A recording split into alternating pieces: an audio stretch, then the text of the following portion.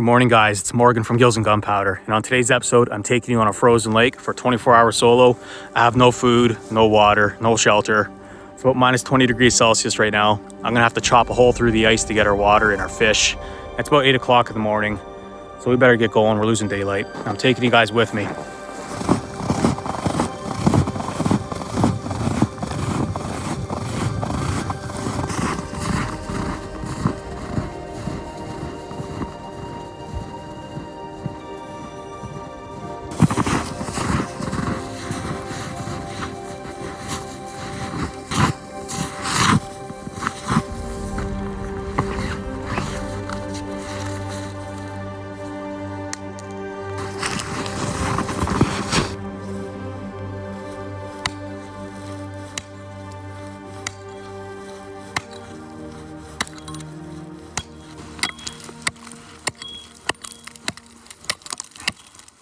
So what you want to do when you're chopping a hole through the ice, you want to try to keep it all the same level. Reason being is because once you puncture a hole through, it just fills full of water. And then you're going to be splashing yourself with water. And on a cold day, it doesn't mix well. So try to get it all down at the same level. Then once you're almost through, the ice will be a lot darker. And then you can try to use your axe as like a chisel and try to break off big chunks. It may not all come off in one piece, but if you can get 2 or 3 pieces out, you're doing good. But that's the idea. When you're chopping with your axe, try to angle it towards the wall of the hole, because if you just angle it straight down, your axe tends to bounce off and go in towards the center. And by the end of your hole, you might have like a cone. You want to try to avoid that. So tip your axe towards the wall and chop. And as you can see, it makes a nice flat wall. That's what you want. I'm not sure if you guys can see that, but see the slush building up around the edges? That means we're really close to breaking through. You can see how clear the ice is. It's almost like black. There we go. We're breaking through. See how it's filling up? Puncture through. Do as much as you can around the edges, because watch how fast it fills up. See how fast it filled up? Oh, that water is freezing. Oh, that makes your hands numb. So I'm not sure if you guys can see, but you see the black. That's where I'm cut through. So imagine if you didn't cut level and you puncture a hole down there. It would be a nightmare to try to cut a hole after that.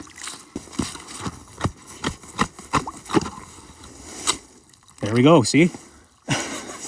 That's exactly what you want. And that's all that's left at the bottom. You just remove this and you have your nice fishing hole.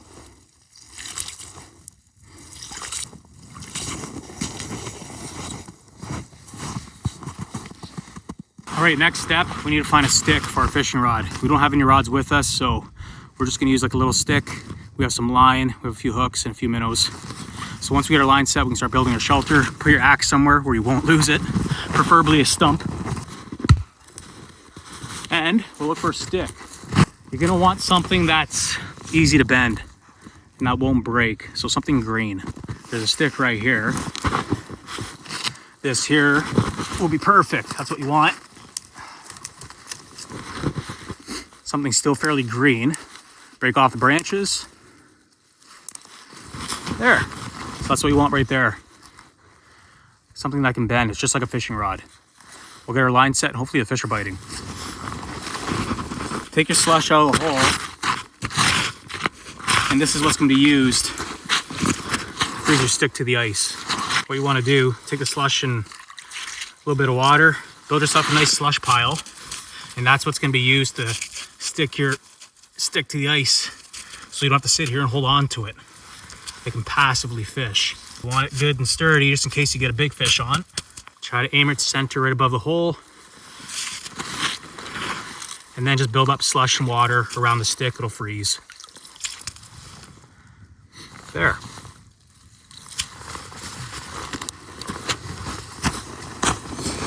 Now I'll show you guys real quick what I'm using. Just using 4-pound test line and an itty bitty, it's already stuck on my finger, itty bitty little hook.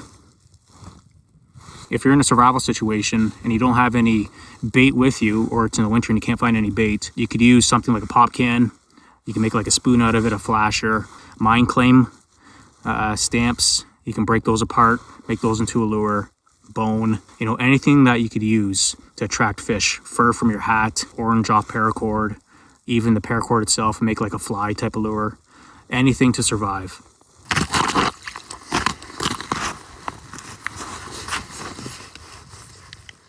So drop your line down when we're just off bottom. Tie your line to the stick, if you know what to do. Just like that. There.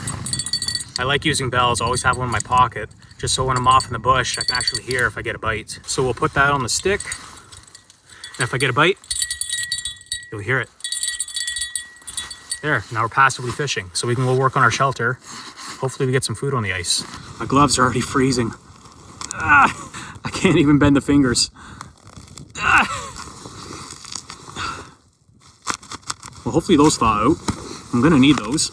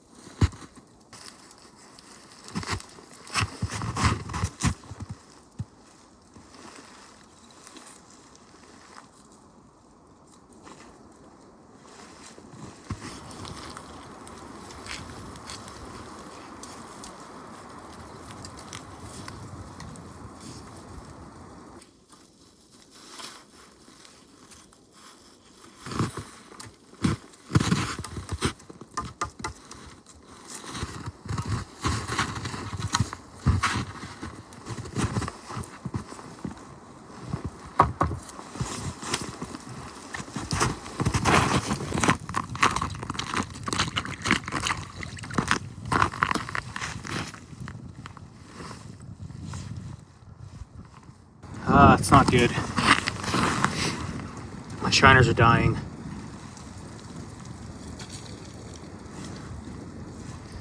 That is not good. So now I just have dead bait on there. If nothing's moving, it's not really attracting any fish.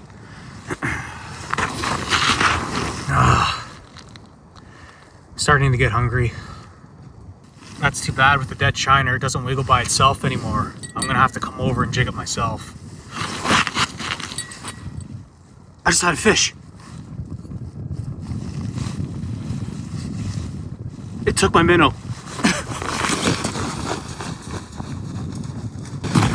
There's no way that just happened.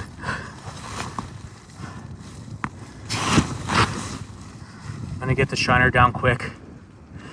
I'm hungry, that could be my dinner.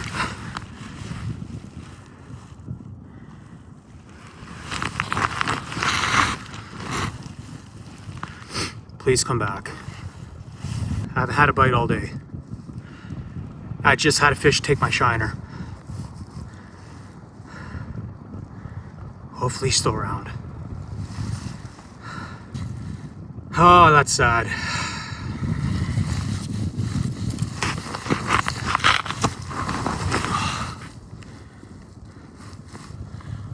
Please come back, fish.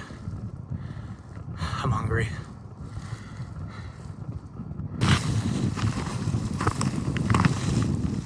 Oh, there's a fish on there. Oh my God. Yes! Yes! Oh my God, it came back. Oh, thank you. I'm so friggin' happy. Oh my God. Yes. We're going on a few hours. No bites, nothing.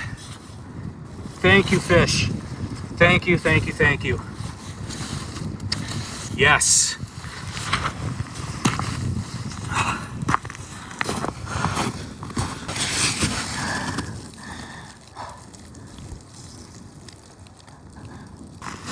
Oh, that is awesome. I'm putting this guy up on our freezer. We'll have him later for dinner. I was getting hungry. This is awesome. I have something to look forward to after building the shelter. Beautiful speckled trout. All right, let's rebait the hook. Let's get the line back in the water. Maybe we'll get more.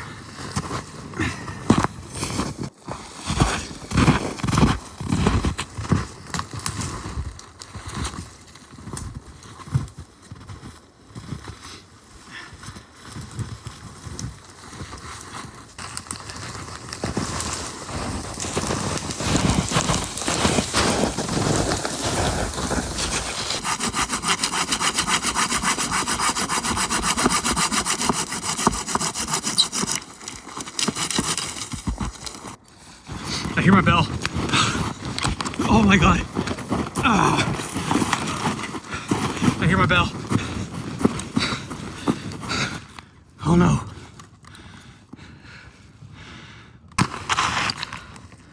Is there a fish? I lost a fish. I need minnow. There was a fish on there. I thought it was my zipper, but then I really heard the bell really going. But by the time I got out, the fish got off. Unfortunately, it wasn't hooked enough. There's a fish. Yes! I just dropped my line back down. Oh my God, yes. And he spit my minnow back out. Fish number 2. Perfect. Another nice speckled trout. Thank you. I just put a fresh minnow on. Awesome.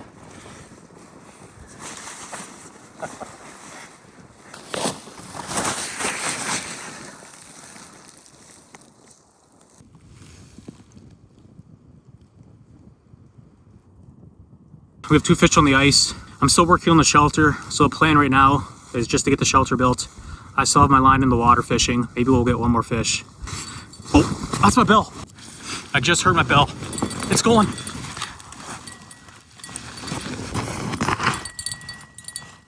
Oh, he just got off. Oh, he's on there. Yes! Thank you, Bell. Fish number 3. Stay away from the hole. We are gonna feast. That's why the bell is awesome when you're ice fishing. I was busy talking to the camera and I heard the bell going on behind me. Speck number 3. Beautiful fish. I'm gonna set the line again. I'm gonna put this with the other ones. Maybe we'll get another one. This is just crazy. I am over the moon. We are gonna eat well tonight. All right, let's set my line. Maybe we'll get another one. Until then, I'm gonna keep building the shelter.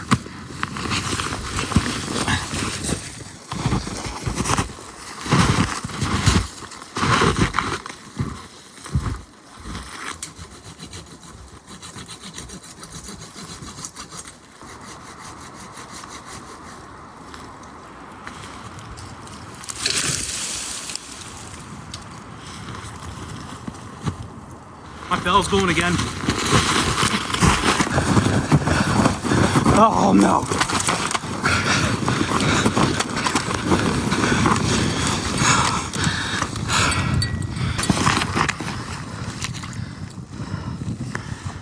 Oh no, he took my minnow. Okay, I got a dead one here. Sorry, I'm out of wind. running through the bush.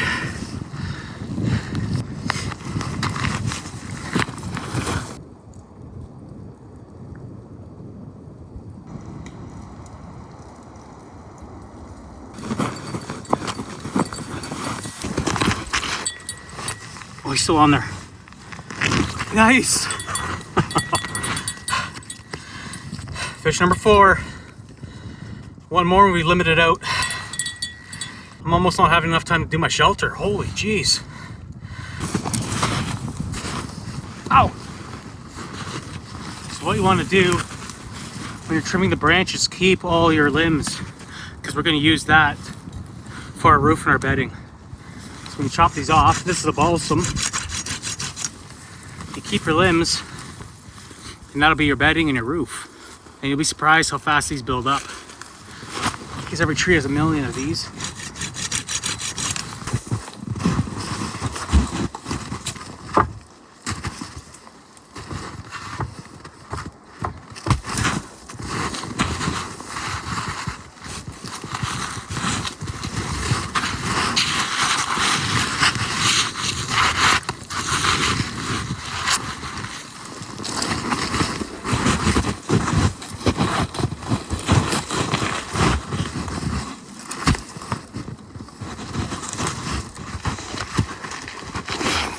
That one there. I'll set this one back here a bit. Back here, that one's gonna go there, and that's what I'm gonna be laying on. That'll be my bed. It's high enough off the ground, high enough to sit on. That's really all you need. Let's try that. That'll go there. And this will go like that. And that'll be my bed.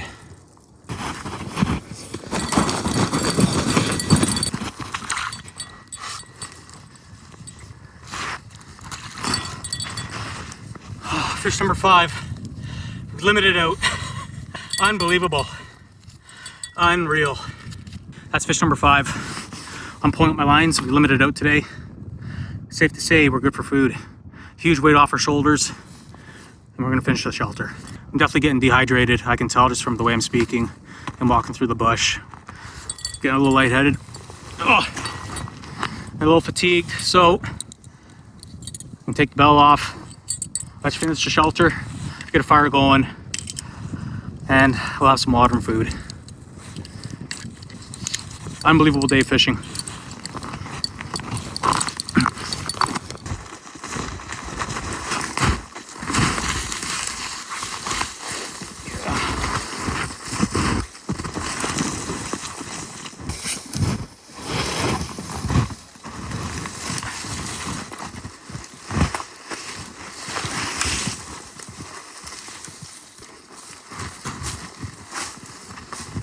It's nice, the spruce boughs almost act like a Velcro. They just stick together. You can hang them off everything. You don't have to tie them down. It's nice. Suck my boot. Get out of here. Let's give it a test run. Oh yeah, that feels good. Wish you guys could feel this right now. It's like that feeling after a long day of work and you just hit your bed for the first time. Feels so good. That's a woodpecker. Today's market in Canada, this will probably sell for $700,000. The way housing prices are going, $700,000, $800,000. We'll have a showcase next week.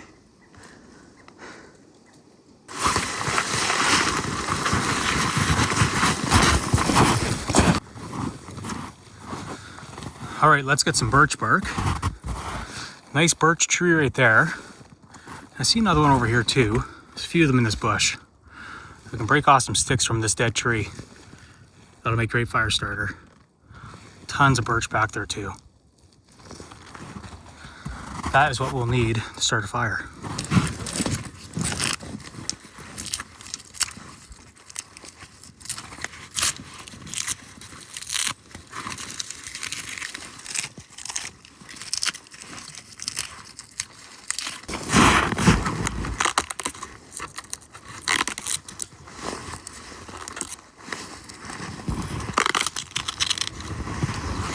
That's what we want, this stuff.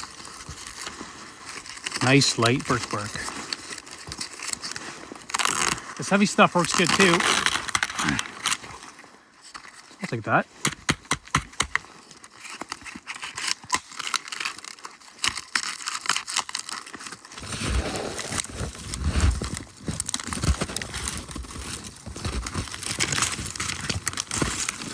It's important when you're building a fire in the winter, have your stuff pre-made before you light the fire. Nothing's worse than having a fire going initially and then it fizzles out to nothing because you weren't prepared. So what I like to do, this is just the nerd side of me, I like to have my fire starter and then move up gradually to the bigger stuff. And you want to have a lot so it just starts in one go. You don't have multiple failed attempts. It uses a lot more energy. It's a pain in the butt. So if you're just going to do it right the first time. And it'll save you a lot of heartache in the long run. Lots of nice dry sticks. Get lots of birch bark. And like I said, find some bigger dead branches, cut those up. You can tell they're dead usually just by the sound. You should hear like a nice tongue. That's what you want to hear. Some good dry stuff. Almost ready to make our fire. A little bit more and I think we're good to go.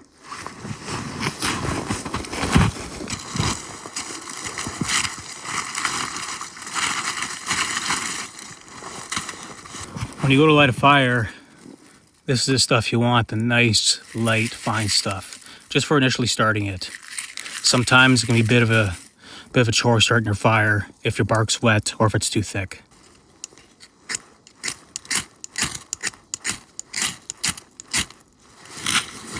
Sometimes it takes a bit,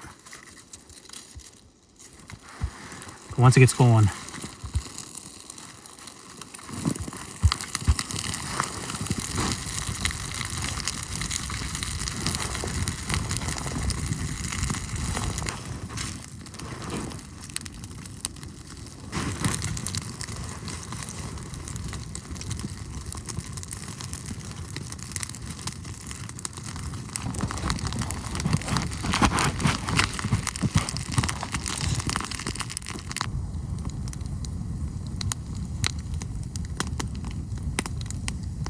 so I'll show you guys real quick how to clean a trout. It's super easy, super simple. All you gotta do is take the guts out. Now that's the same for speckled trout, lake trout, rainbows.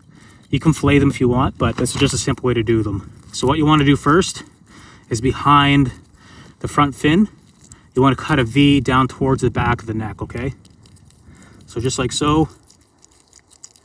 All right, flip it over, same thing. This guy, if he had a fin, you cut behind the back, right down, so you have like a V, okay? Just like so. Then you go at the belly, cut through. You're just gonna slice the belly open like so. There's his insides. Be careful doing this, guys. When your hands are cold, you can slip easily. And all you gotta do is just pull the guts out like so. And what you wanna do is this here, this is just blood. You wanna scrape the back of that off. Beautiful meat, nice red meat. Quick rinse in the water, and there you go. That's how you clean a trout. The insides are nice and clean. Beautiful red meat. He's gonna taste delicious.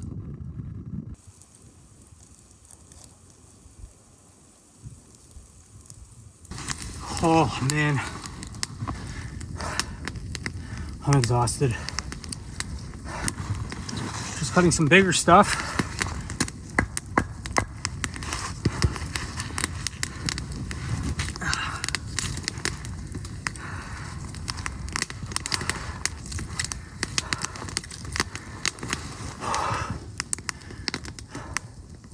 I'm beat.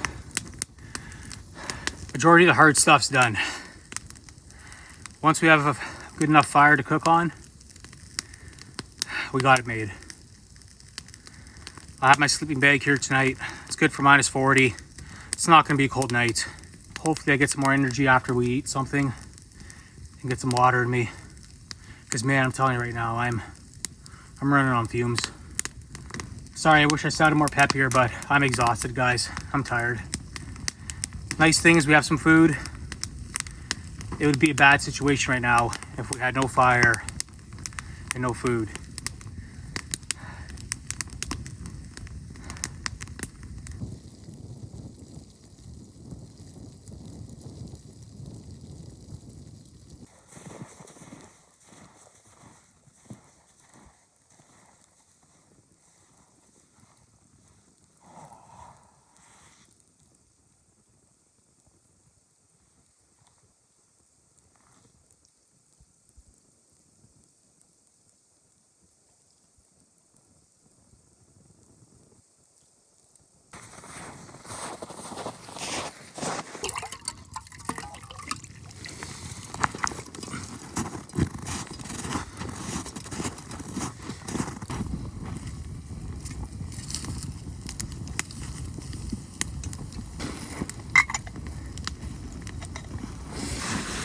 Guys, it's finally that time. Our water's finally come to a boil. Rolling boil. I'll pull it away. Now, I'm gonna make a trout soup. I think what I might do is just quarter these guys up a bit.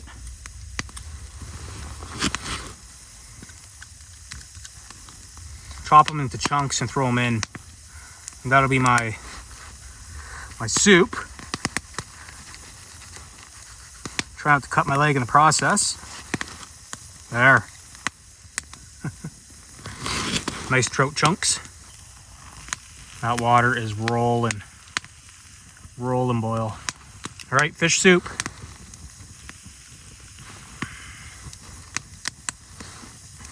Tail part going in. We'll start with that. So pumped to eat. It's gonna taste delicious.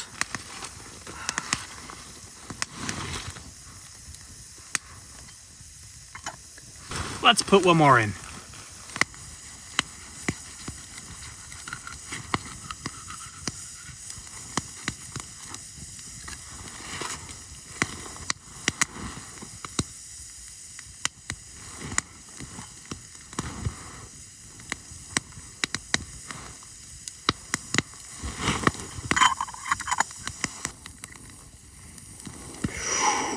It's coming. I can eat the meat and drink the broth. That's a delicious dinner.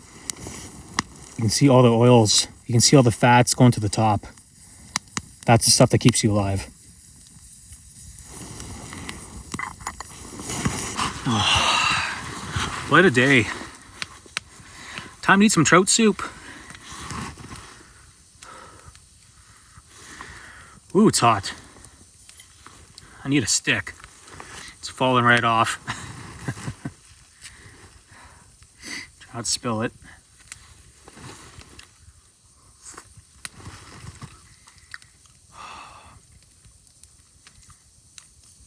That is so good. What a day. There's so many variables when it comes to winter camping. It's a bit of luck too. You know, so many things could happen today. So many things could have went wrong. Just like my headlamp dimming randomly. But I could have caught no fish. We could have never made a fire. Couldn't have a shelter built. When it comes to survival, there's so many variables, but you can't let that get to you. As long as you're willing to adapt to the situation and persist and stay positive, you'll be surprised what you can get through. I think it's built into our DNA. Everybody thinks that things have to be done perfectly, you know, especially the bushcraft genre. You know, the perfect way to build a shelter, the perfect way to do a knot. It doesn't have to be perfect, just make it work. I think that's so important. With every sip, I can just feel my mood just get boosted. Every sip, every little piece of meat, that's like a pre-made fork right there. Look at that. Big meaty chunk. I'm probably snotting, I don't care. I'm freaking hungry. Eat the skin too, it's good for you. Oh, that belly fat, that's the bomb. That is gold.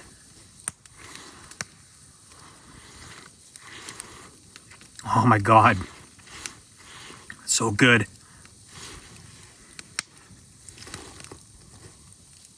I'm sorry, guys. I'm so hungry. It just falls right off the bone.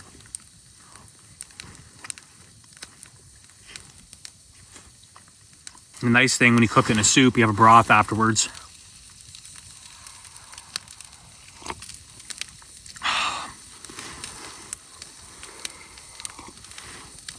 Oh my God. It warms you up and rehydrates you. So good. Okay. Let's get my sleeping bag set up.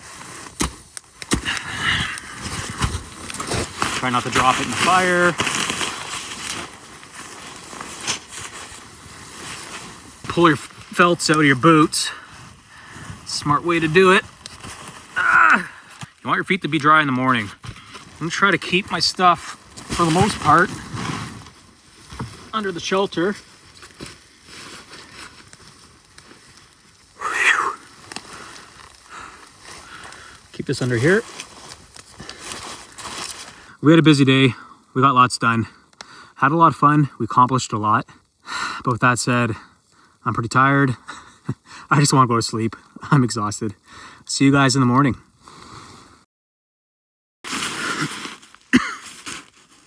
The moon's kept everything fairly lit. Morning. Oh, sorry, I'm probably shining this right in your guys' face. 5:30 in the morning right now. Doesn't get daylight till around 8 o'clock. Looking back, something I should have done was put more spruce boughs down. My back's a little sore.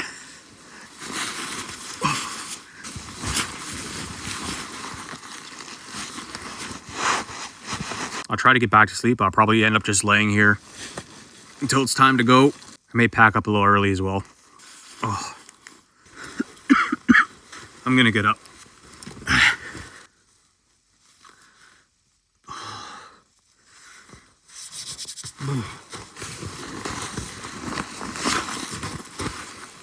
Oh.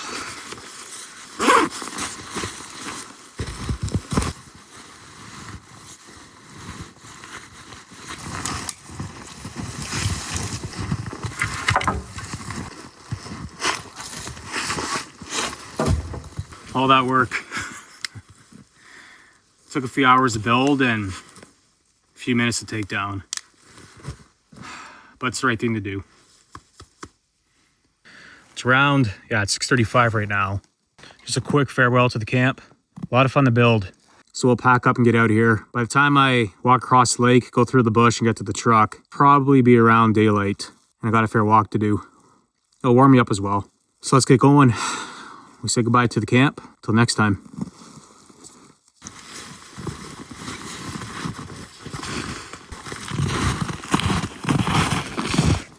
We'll check my hole real quick.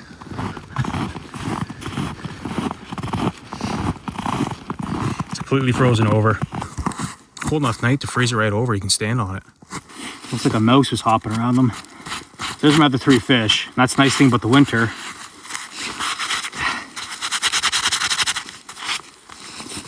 Freezes everything. Little fish sticks.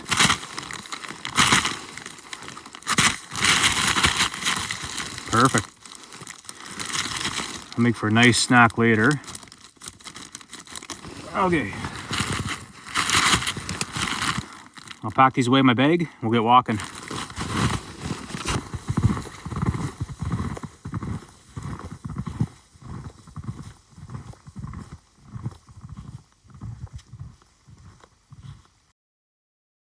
Just on the trail back. We're almost near the truck now. It's about 8 o'clock. And that concludes a 24-hour solo. It was around 8 o'clock yesterday when I got on the lake. So let me know if you enjoyed this video. And if you want to see more like this in the future, let me know. Until next time, this is Morgan from Gills and Gunpowder. Thanks for watching.